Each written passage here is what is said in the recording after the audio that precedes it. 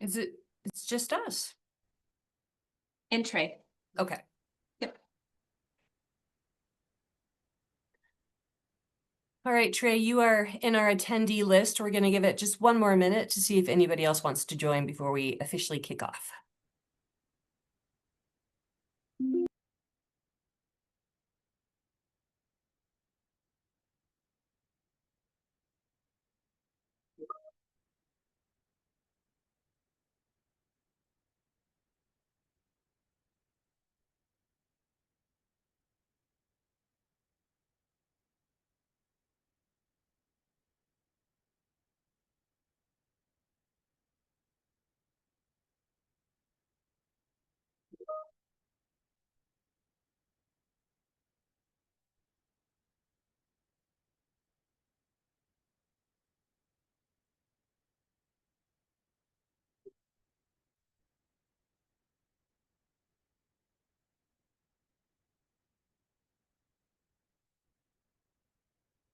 Trey, I'm going to move you over just for a sec. And then we'll kick you back out. Hey, can you guys hear me? Yes. Am I the only one in here? Yes. Okay, so if you want to wait a couple minutes, do not go through your whole deal if it's just me. I'm well versed on this, as you know, so I don't want you guys to waste your time on me if I'm the only one. Okay, so just if that's the case, we can end everything. I'm not going to waste your time. So Okay. Okay. So I'm checking to see if there were any more registrants really quickly. I think there was only one more. Obviously, a hot topic everybody's worried about. Yeah, we only had one other attendee for this one or registration, so I'm not sure if they'll attend.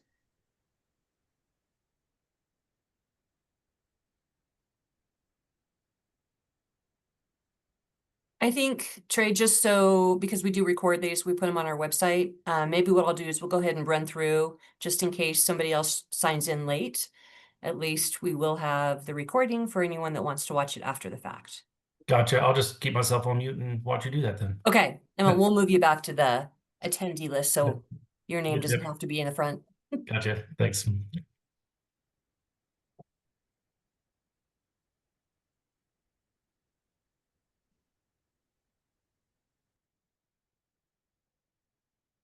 All right, well, considering it's 9:03, we will go ahead and get started.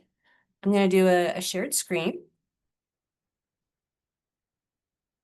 Excellent. All right. Well, thanks for everyone for joining us today. It is Thursday, October 16th, and we're in the 9 a.m. session. My name is Angela Foust. I'm the Assistant Director here at Development Services. Also joining me on screen is Lauren Knox. She's a Senior Planner with our Long Range Planning Department. And we are here today to talk about police impact fees. So a little bit of background on the police impact fees. We currently at the City of Reno only have one other type of impact fee, and that is for roads. So when the police station was contemplated to be built a couple years ago, the question came up, well, how are we going to fund it? And because we only have one police station for the entire city, this is our main headquarters, and the idea of an impact fee made sense. When you do an impact fee, you have to follow state law regulations, and you have to show the impact to the people that you're charging. It's always charged at the time of new development. That's what an impact fee does.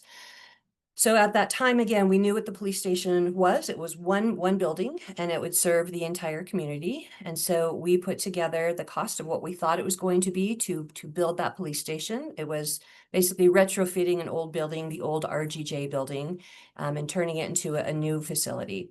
But again, very different. So the RGJ building was a big building that was a printing press for newspapers for many, many years. And so a lot of things had to be revamped to make it fit for a police headquarters. So initially they put together the fee, the police impact fee, what we thought was going to be the cost to build the police station. And then once we actually got it built, it was much more expensive. So that was a couple years later after these fees were initially kind of implemented. So the final cost of the police station was closer to $75 million. And the portion of impact fees can only be based on the new growth. So we took the square footage of our old police headquarters and compared that to the square footage of our new headquarters.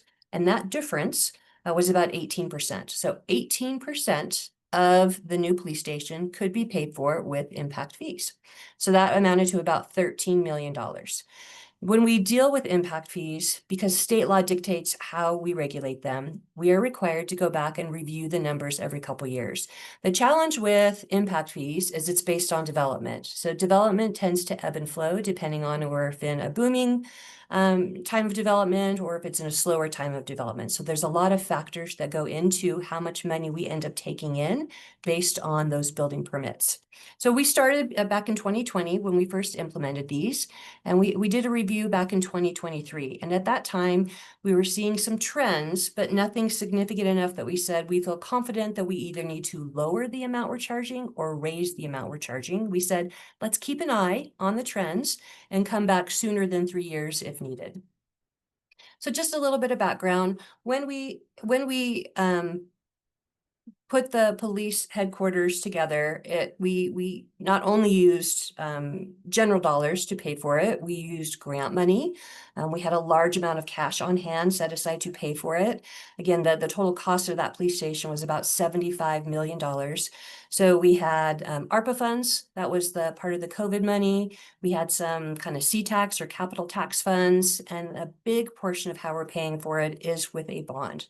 And just to give you an idea, of that $75 million, about $33 million was cash that we had through general fund. So we paid a big chunk of that on cash, with cash that the city had through general funds.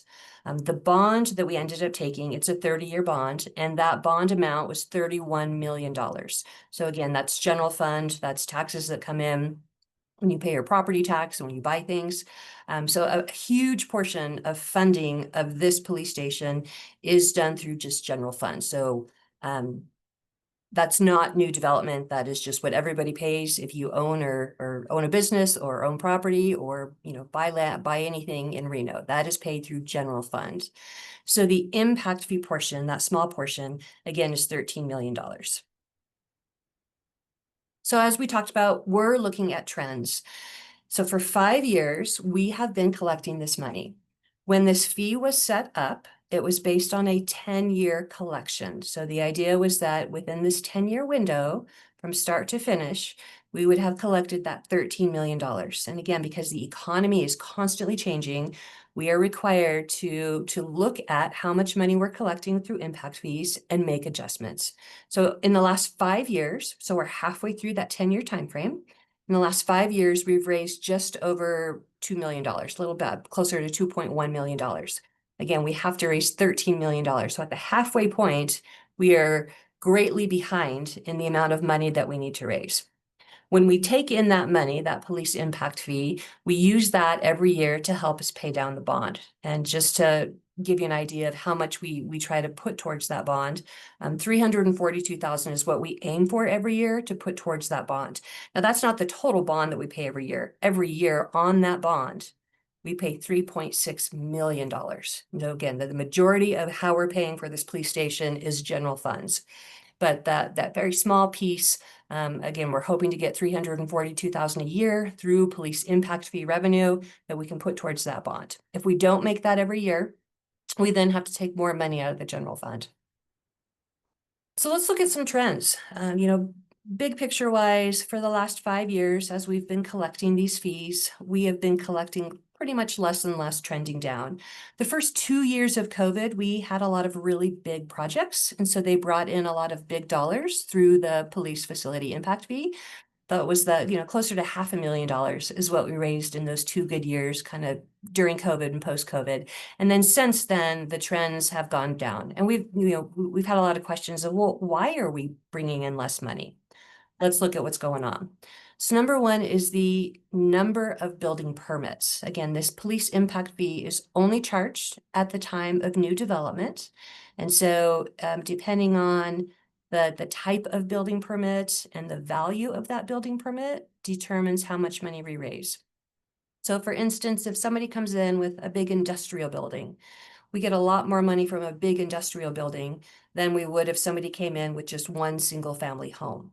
So we had a lot of big projects coming in during the kind of the post-COVID. We had a ton of industrial buildings. We had quite a few big student housing projects. And then we've seen a lot of apartment projects over the last couple years, but that's starting to trend downward.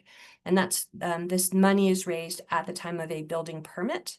So you submit for your building permit, you get it approved, you pay your fee, and then you start construction. Again, not a huge ton of fluctuation in the number of building permits, but if anything, we are trending slightly down, not increasing in the number of building permits.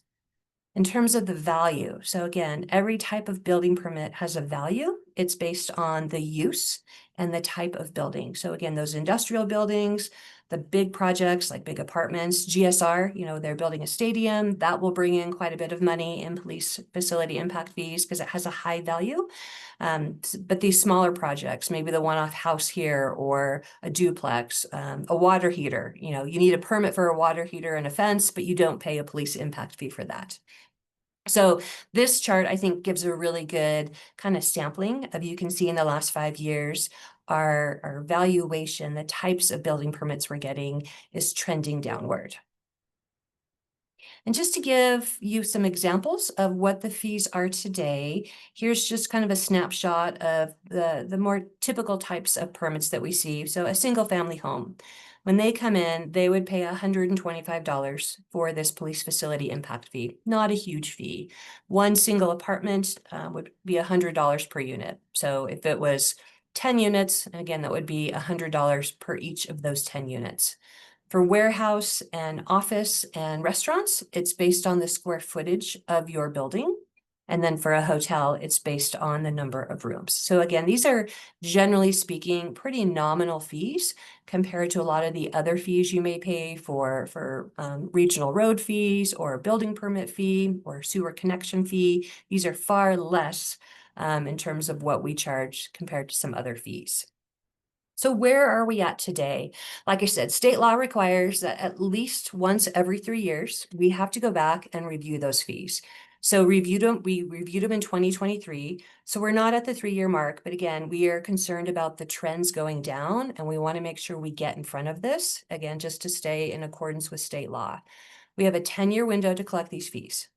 We're at the 5-year mark, so we have 5 more years to collect them. In order to collect the full $13 million that we are required to collect, we have to make some changes. So we're going to either have to significantly increase fees to collect the rest of that money in the remaining 5 years, or we have to make some changes to that 10-year time frame. So if we want to extend that 10-year time frame, we can look at options to maybe not charge as much in the increased fees and extend the timeline out. So we've put together 4 options for the community to weigh in on. One of them is, let's just maintain what we have, that 10-year time frame, which means we have to drastically increase fees. So as an example, today we charge $125 for a single family home. If we are trying to keep up with reaching that $13 million in the next 5 years, we would have to increase the fee to closer to $1,100. So that is a drastic increase in order to meet those state law requirements. But if we wanted to extend it out, so let's maybe say, let's go another 5 years. And so this would expire in 2035 instead of 2030. We could definitely increase the fees by far less. So instead of charging $125 for a house, it'd be more like $580 for a house, and so on and so forth. So we really tried to give you lots of opportunity to weigh in. Understanding too that this isn't set in stone, because we're required to go back and review these fees on a fairly frequent basis.